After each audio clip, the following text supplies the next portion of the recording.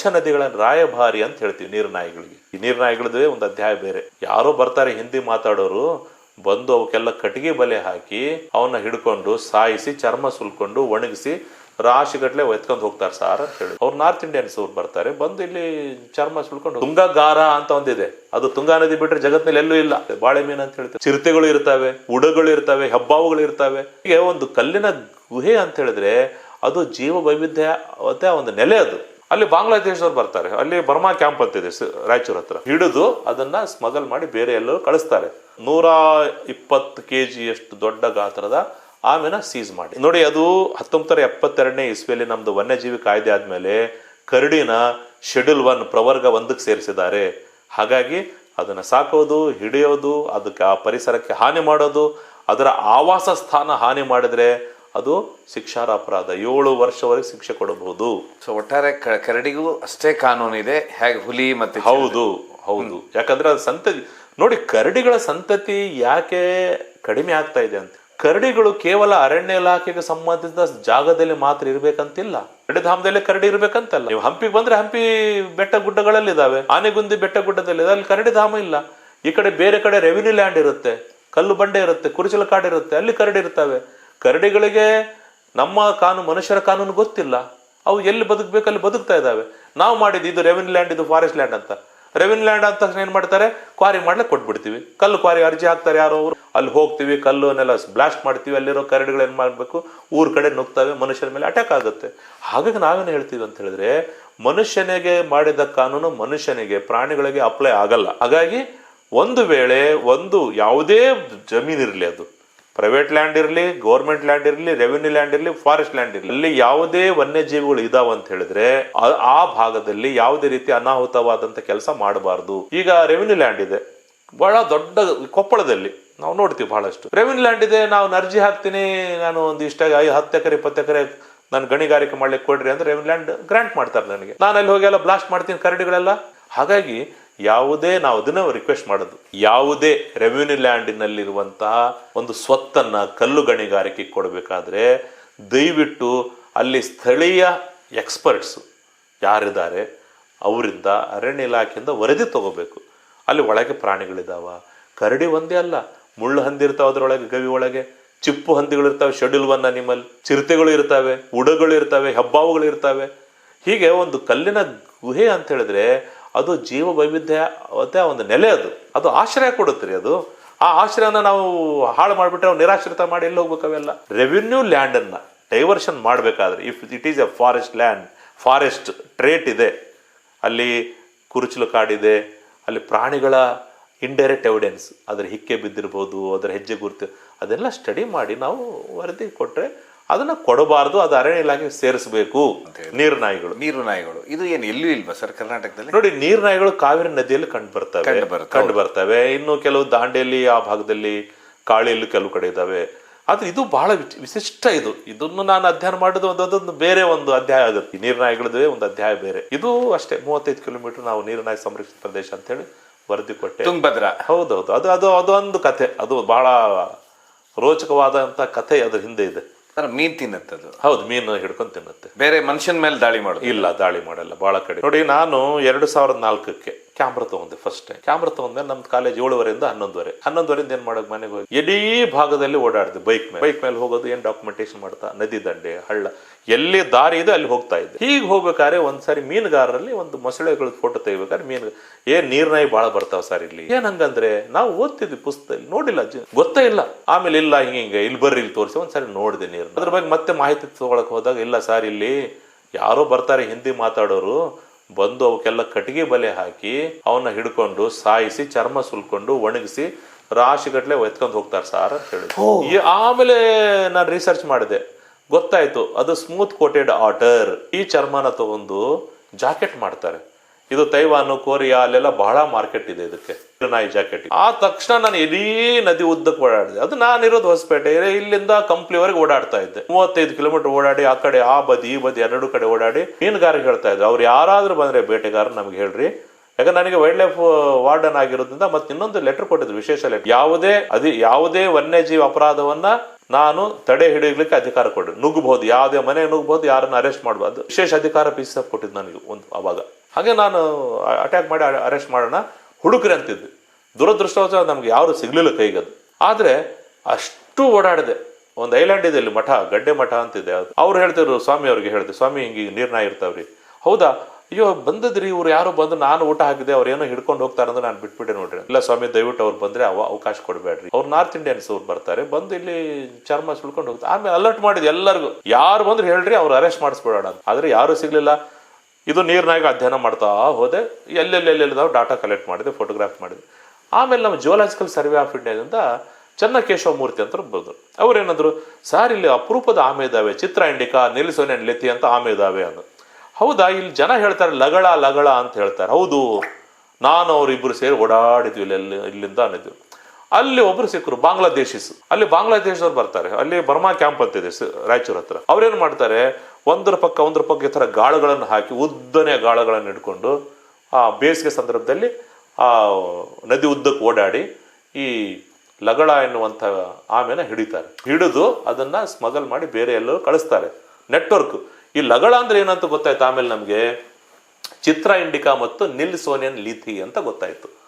ಆಮೇಲೆ 2011 ಆಗಸ್ಟ್ 15ನೇ ತಾರೀಕು ಕಂಠರಾಂಪುರ ಅಂತ ಇದೆ ಹಂಪಿ ಹತ್ರ. ಅಲ್ಲಿ ಒಬ್ಬ ಅರಣ್ಯಾಧಿಕಾರಿ ಒಬ್ಬ ದೊಡ್ಡ 120 kg ಅಷ್ಟು ದೊಡ್ಡ ಗಾತ್ರದ ಆಮೆನ ಸೀಸ್ ಮಾಡಿ, 125 kg ಒಂದು ಮೀಟ್ರ್ ಅಷ್ಟುದ್ದದ ಆಮೆನ ಮತ್ತೆ ಬಿಟ್ರು. ಇದೆಲ್ಲ ಡಾಟಾ ಇತ್ತು ನನ್ನ ಹತ್ರ. ಇದಾದ್ಮೇಲೆ 4 ಪ್ರಭೇದದ ಆಮೆಗಳಿದಾವೆ ಇಲ್ಲಿ. ಮೊಸಳೆಗಳು ಸಾಕಷ್ಟು ಸಂಖ್ಯೆಲಿದ್ದಾವೆ, ಮಗ್ಗರ್ ಕ್ರೊಕೊಡೈಲ್. ಆಮೇಲೆ ಅಧ್ಯಯನ ಮಾಡ್ತಾ ಹೋದಾಗ 90 ಪ್ರಭೇದದ ಮೀನುಗಳಿದಾವೆ ಇಲ್ಲಿ ಈ ನದಿಯಲ್ಲಿ, ಸ್ಥಳೀಯ ಮೀನುಗಳು. ಅದರಲ್ಲಿ ಶೆಡ್ಯೂಲ್ 1 ಸ್ಪೀಶೀಸ್ ಮೀನುಗಳಿದಾವೆ. ತುಂಗಗಾರ ಅಂತ ಒಂದಿದೆ, ಅದು ತುಂಗಾ ನದಿ ಬಿಟ್ರೆ ಜಗತ್ತಿನಲ್ಲಿ ಎಲ್ಲೂ ಇಲ್ಲ. ಕೃಷ್ಣ ಮಿಸ್ಟಿಸ್ ಅಂತ ಬರುತ್ತೆ, ಬಾಳೆ ಮೀನು ಅಂತ ಹೇಳ್ತೇವೆ ಅದಕ್ಕೆ. ಅದು ಈ ಕೃಷ್ಣಾ ನದಿ ತುಂಗಭದ್ರಾ ನದಿ ಬಿಟ್ಟು ಜಗತ್ತಿನಾಗ ಎಲ್ಲೂ ಇಲ್ಲ. ಈಲ್ ಅಂತ ಬರುತ್ತೆ, ಒಂದು 4-5 ಅಡಿ ಉದ್ದದ ಹಾವು ಮೀನು, ಅದು ಇಲ್ಲಿದೆ. ಇವೆಲ್ಲ ಡಾಟಾ ಕಲೆಕ್ಟ್ ಮಾಡಿ ಏನ್ ಮಾಡ್ಬೇಕಾಗಾದ್ರೆ. ಆಮೇಲೆ ಜನ ಬಂದು ಡೈನಾಮೈಟ್ ಹಾಕೋದು, ಅದು ಚೀಪ್ ರೇಟ್ ಎಲ್ಲೋ ಸಿಗುತ್ತೆ. ಡೈನಾಮೈಟ್ ಬೆಂಕಿ ಹಾಕ್ಬಿಟ್ರೆ ಕೆಳಗೆ ಹೋಗಿ ಬಿದ್ಮೇಲೆ ಬ್ಲಾಸ್ಟ್ ಆಗ್ತದೆ. ಇದರಿಂದ ಎಲ್ಲವೂ ಎಲ್ಲ ಪ್ರಾಣಿ ಸತ್ತೋಗ್ತದ್ದು. ಅವ್ನು ಹಿಡ್ಕೊಂಡು ಹೋಗೋದು ಒಂದೇ ಒಂದು ಮೀನು, ದೊಡ್ಡದ ಮೀನು. ಸೊ ಇದೆಲ್ಲ ಅಪಾಯ ಇದೆ, ಹೆಂಗಪ್ಪ ಕಾಪಾಡಬೇಕು. ಮತ್ತು ನದಿಯಲ್ಲಿ ಮರಳು ಎತ್ತೋರು ಮರಳು ಎತ್ತಾ ಇದ್ರು. ಎಲ್ಲಾ ರೀತಿ ಅನಾಹುತ ಆಗ್ತಾ ಇತ್ತು ನದಿ. ಏನ್ ಮಾಡೋಣ ಅದಕ್ಕೆ. ಅದನ್ನು ಅವಾಗ ಡಾಕ್ಟರ್ KN ಮೂರ್ತಿ ಅವ್ರು ಕೊಟ್ಟೆ, ಸರ್ ಇದು ಐತೆ ನೋಡ್ರಿ ಅಂತ ರಿಪೋರ್ಟ್ ಕೊಟ್ಟೆ. ಇಲ್ಲಿ ಇದನ್ನು ಮಾಡೋಣ, ಆಟರ್ ಬಗ್ಗೆ ತುಂಗಭದ್ರಾ ರಿವರ್ ಕನ್ಸರ್ವೇಷನ್ ರಿಸರ್ವ್ ಅಂತ ಮಾಡೋಣ ಅಂತ ಲೆಟರ್ ಕೊಟ್ಟೆ.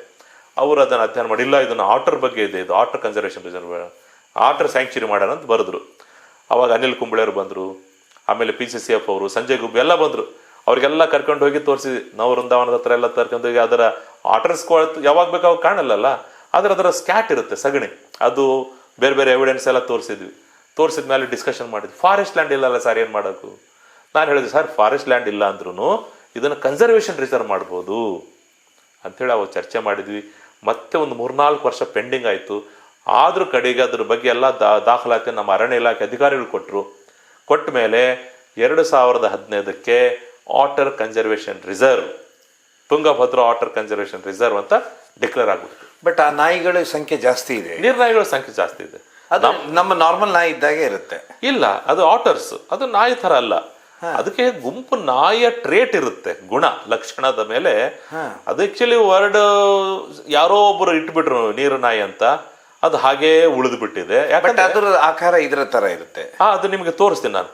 ಅದು ನೋಡಿ, ಅದು ಸಸ್ತನಿ, ಅದು ಉದ್ದನೆಯ ಬಾಲ ಇರುತ್ತೆ, ಕೈಗಳು ಚೂಪಾಗಿ ಉಗುರಿರ್ತದೆ, ಬೆರಳುಗಳ ಮಧ್ಯೆ ಜಾಲಪಾದ ಇರುತ್ತೆ, ಸುಲಭವಾಗಿ ಈಜಾಡುತ್ತೆ, ಸುಲಭವಾಗಿ ಮುಳುಗಿ ಉಸಿರು ಗಟ್ಟಿ ಹಿಡ್ಕೊಳ್ಳುತ್ತೆ. ದೊಡ್ಡ ದೊಡ್ಡ ಮೀನು ಹಿಡ್ಕೊಂಡು ಅದನ್ನ ಮೀನನ್ನ ಸೇವಿಸಿ ನದಿ ದಂಡೆಯಲ್ಲಿ ಬಿಲವನ್ನ ತೋಡಿ ಅದರಲ್ಲಿ ಇರ್ತದೆ. ಮಧ್ಯಾಹ್ನದ ಹೊತ್ತು ಬಿಸಿಲಲ್ಲಿ ಬಂಡೆಗಳ ಮೇಲೆ ಮಲಗುತ್ತೆ, ಮರಳಲ್ಲಿ ಉರುಳಾಡುತ್ತೆ.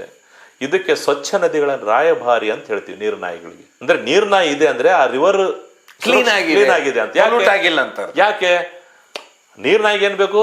ಮೀನು ಬೇಕು. ಮೀನು ಬದುಕಬೇಕಂದ್ರೆ ಸಣ್ಣ ಮೀನು ಇರಬೇಕು. ಸಣ್ಣ ಮೀನು ಇರಬೇಕಾದ್ರೆ ಫೈಟೋ ಪ್ಲಾಂಕ್ಟನ್, ಝೂ ಪ್ಲಾಂಕ್ಟನ್ ಅಂತ ಹೇಳ್ತೀವಿ, ಅವು ಇರಬೇಕು. ಅವು ಇದಾವಂದ್ರೆ ನದಿ ನೀರು ಚೆನ್ನಾಗಿದೆ ಅಂತ ಅರ್ಥ. ನದಿ ಪೊಲ್ಯೂಟ್ ಆದ್ರೆ ಝೂ ಪ್ಲಾಂಕ್ಟನ್ ಇರಲ್ಲ, ಸಣ್ಣ ಪಾಚಿ ಇರೋದಿಲ್ಲ, ಆಮೇಲೆ ಸಣ್ಣ ಮೀನು ಇರಲ್ಲ, ದೊಡ್ಡ ಮೀನು ಇರಲ್ಲ. ಹಾಗಾಗಿ ನದಿ ಆರೋಗ್ಯವನ್ನ ಸೂಚಕಗಳು ಇವು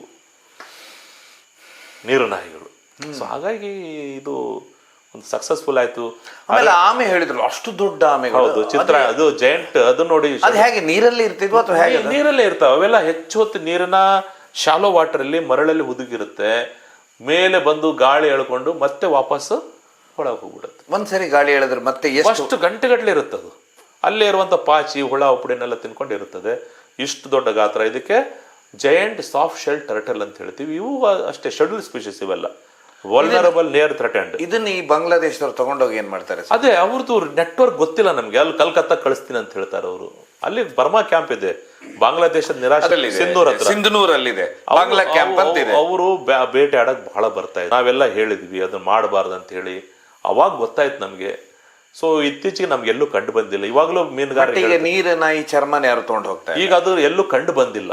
ನಾನು ಅಧ್ಯಯನ ಮಾಡಿದೆ ವಿಶೇಷವಾಗಿ, ಅದೊಂದು ಪೇಪರ್ ಪಬ್ಲಿಷ್ ಮಾಡಿದೆ ಇದ್ರ ಬಗ್ಗೆ. 142 ಕಡೆ ಇದರ ಸ್ಥಳ, ಮುಖ್ಯವಾದ ಸ್ಥಳಗಳನ್ನ ಈ 35 ಕಿಲೋಮೀಟರ್ ಅಧ್ಯಯನ ಮಾಡಿ. ಅದು ಇದೆ 35-40 ಭಾಗದಲ್ಲಿ ಮೊಸಳೆಗಳು ಮೊಟ್ಟೆ ಇರೋದನ್ನ ನಾನು ಡಾಕ್ಯುಮೆಂಟ್ ಮಾಡಿದ್ದೇನೆ. ಈ ನದಿ ಒಂದು ಅದ್ಭುತವಾದಂತಹ ಸ್ಥಳ ಇದು. ಇದು ಯಾಕೆ ಇಲ್ಲಿ ವಿಶೇಷವಾಗಿ ಇಷ್ಟರ ಜೀವ ವಿವಿಧತೆ ಇದೆ, ಬೇರೆ ಕಡೆ ಯಾಕಿಲ್ಲ? ಯಾಕೆ ಬೇರೆ ಕಡೆ ಅಂದ್ರೆ ಬೇರೆ ಕಡೆ ನದಿ ಮತ್ತು ನೆಲ ಅಷ್ಟೇ ಇದೆ, ಆದ್ರೆ ಇಲ್ಲಿ ಬರೀ ನದಿ ಅಷ್ಟೇ ಅಲ್ಲ. ನದಿ, ಕಲ್ಲು ಬಂಡೆ, ಅಕ್ಕಪಕ್ಕದಲ್ಲಿ ಕಾಡು, ಕುರುಚಲ ಕಾಡು. ಇದು ವಿಶಿಷ್ಟವಾದಂಥ ಒಂದು ಆವಾಸ ಸ್ಥಾನ ಒದಗಿದೆ. ಹಾಗಾಗಿ ಇಲ್ಲಿ ಅಪಾರ ಸಂಖ್ಯೆಯಲ್ಲಿ ಬೇರೆ ಬೇರೆ ರೀತಿಯ ಪ್ರಭೇದದ ವನ್ಯಜೀವಿಗಳನ್ನ ನೋಡ್ಬೋದು. ಹೌದು, ಇನ್ನು ಬಹಳ ಇದೆ. ಅಲ್ಲಿ ಒಂದು ಪಕ್ಷಿಧಾಮ ಮಾಡಿದ್ವಿ, ಅಂಕ ಸಮುದ್ರ ಪಕ್ಷಿಧಾಮ. ನಮ್ಮ ಗೆಳೆಯರೆಲ್ಲ ಸೇರಿಸಿ ಅವರ ಜೊತೆಗೆ ಈಗ ಇನ್ನೂ 3-4 ಇದ್ದಾವೆ. ಈಗ ದೊರೋಜಿ ಪಕ್ಷಿಧಾಮ ಅಂತ ಮಾಡಲಿಕ್ಕೆ ನಾನು ಆಗಲೇ ವರದಿ ಕೊಟ್ಟಿದ್ದೀನಿ. 3-4 ಪಕ್ಷಿಧಾಮ ಮಾಡೋದಿದೆ. ಇನ್ನೊಂದು 2-3 ಬಯೋಡೈವರ್ಸಿಟಿನ ಮಾಡ್ಬೇಕಂತಿದೆ.